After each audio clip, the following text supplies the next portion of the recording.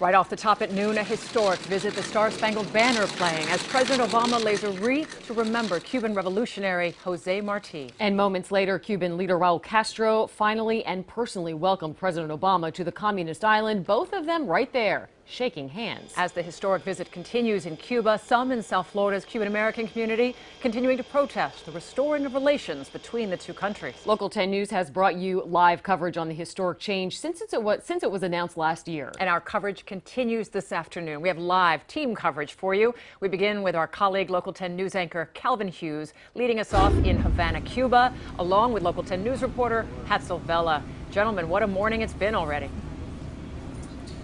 An incredible morning it has been, and another historic day for President Barack Obama. Once again, the first American president to come here since 1928.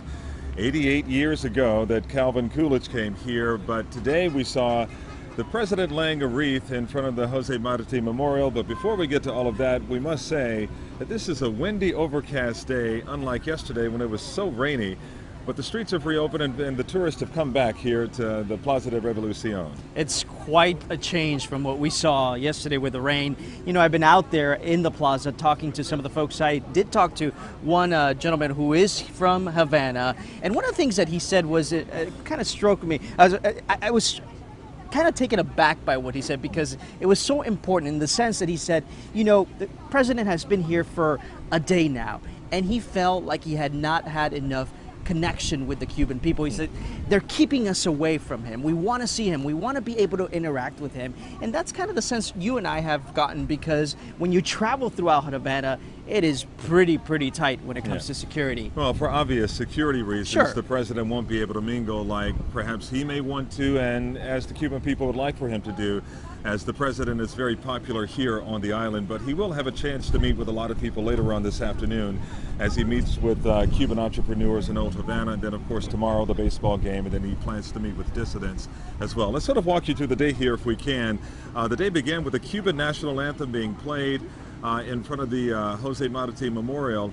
And then right after that, the Star-Spangled Banner, something that was unthinkable here just going back several years ago. Listen, you get chills every time the national anthem is played anywhere, right? But to be in Havana and to be a witness to that was just incredible for both of us, I think. It was truly an incredibly emotional sight for so many Cubans who thought that they would never see this day, and Cuban Americans back at home in South Florida. And then the president laying the wreath there in front of the Jose Marti Memorial, a freedom fighter for this country, one of the revolutionaries who fought for Cuba's independence against Spain. Hugely significant, a poet, a writer, a journalist who many times came to the United States rather to seek support for that independence, that war of independence from Spain. Well, very well known, especially in places like Tampa, where he came some 20 times because he needed help in his efforts. What's interesting too is some are saying here among reporters is that the president may have broken protocol by, in fact, when he went to sign the guest book and he was surrounded by reporters. What happened there? We're not quite sure. We saw sort of a melee of sorts, something you probably would never see in America, where everybody sort of rushed him, and we didn't know at that point what was happening, but then he went on to sign the guest book. At this point, we're still not quite sure what happened. We hope to find out more later in the afternoon, but now next door to the Jose Marti Memorial is the Revolutionary Palace, and it is a very non-distinctive building. Most people will not know that it's not the a palace. Revolutionary Palace. In fact, there's nothing on the outside of it that really indicates that it is the Revolutionary Palace, but that's where the president went into, and that's where he shook hands with President Raul Castro, who was there to greet him for the official welcoming ceremony. We also saw him reviewing the troops, the Cuban troops, very sort of pompous circumstance. We see this anytime you have two heads of states coming together. Well, we saw it again today.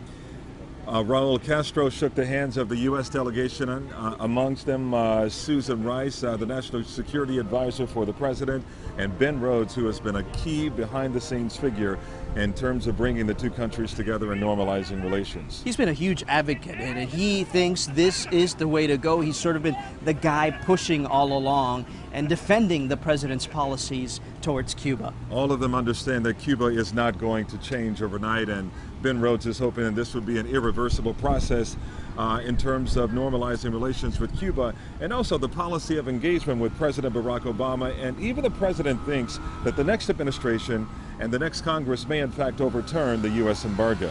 We can only wait and see what happens in November of 2016, because that's going to decide how we move forward in terms of our foreign relations with Cuba. And then the president and then Raul Castro sitting side by side there. We haven't seen that picture since the Summit of the Americas going back to April of last year. Panama was a different setting, but now we see a one-on-one setting, and this is what it leads to, the bilateral talks, right? And that image is being projected all around the world. Castro and Obama, a democratically elected president and a revolutionary, an old revolutionary, sitting side by side. We do have a list of the bilateral talks, some of the issues that they are going to be dealing with. One of them is the environment, of course, the ecosystems that they share, being neighbors only 90 miles apart. Very important, because we know that in South Florida more than anyone, right? The Florida Straits and the area between South Florida and Cuba. The coral reefs as well. Yes. And the significance of making sure that they are preserved. Direct mail service that restarted, we know, and as well. And the one issue that we know that folks back in South Florida are going to be looking at very carefully, and those are claims between the U.S., property claims between the U.S. and Cuba. And then the issue of human rights. We saw how that is such a major issue with the ladies in white yesterday, many of them being arrested outside of a church in Miramar. And the president says he will continue to make that a top priority of his administration. Likely it'll be something that we'll see during his speech, and what he says is, of course, the big question here. And meeting with members of the civil society. Also, trade and travel as well. We know travel has gone up some 54% since these new policies have been released by the Obama administration. We know that a lot of U.S. travelers have come here, and tourism is up. They're expecting 3 million last year. They're expecting even more than that this year. And the Department of Transportation surely will be releasing the flights information in terms of what airlines will be coming here, how many. We know it's 110 a day for the entire island. That is a significant number. And just a couple of more we know about telecommunications. That was one of the cornerstone issues for the president when he announced back on December 17th of 2014 that the two countries are going to be coming together. Telecommunications being a big issue because only 5% of the folks here on the island have internet service. And you and I have seen some changes from the first time we came. There was no Wi-Fi. Now we are seeing more and more Wi-Fi, not just in Havana, but all throughout the island. All 15 provinces you visit, you'll see people stuck on their phones, hooked to the internet. They cannot get enough.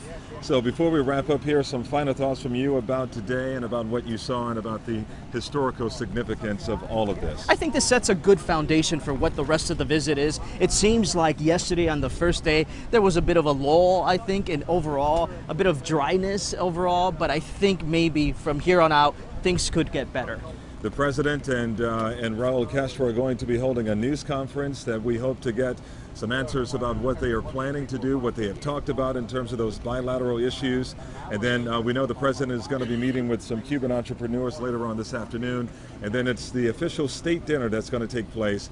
We're just over our shoulder here at the Revolutionary Palace at 7 o'clock. We understand Michelle Obama will be with the president at that time. So for now, live from Havana, with my colleague here, Hatzavella, I'm Calvin Hughes. Janine and Lori, I'll send it back to you. All right, and just so you both know, we did receive one quote that President Obama was heard telling Raul Castro, "We had a great tour yesterday, enjoyed it, and we had a great dinner," as they were shaking hands. So there you go. That is our first little bit of information from the pool camera. And of course, all that said through translators. Absolutely. We want to bring in our senior political reporter, Michael Putney.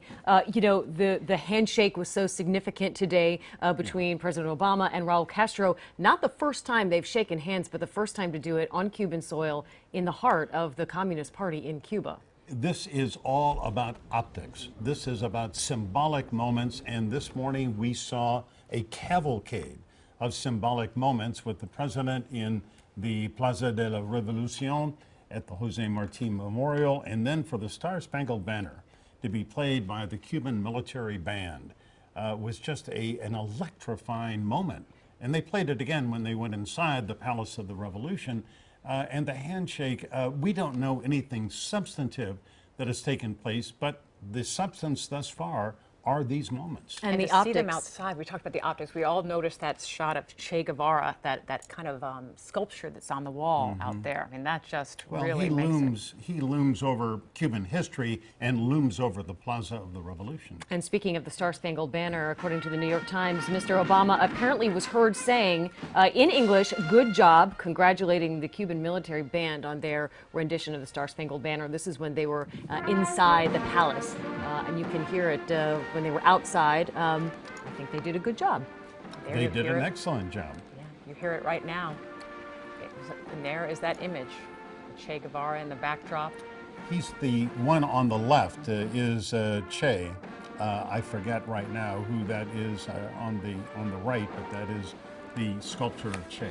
And there, under the statue of Jose Marti, is where everything is happening today at the Plaza de Revolucion.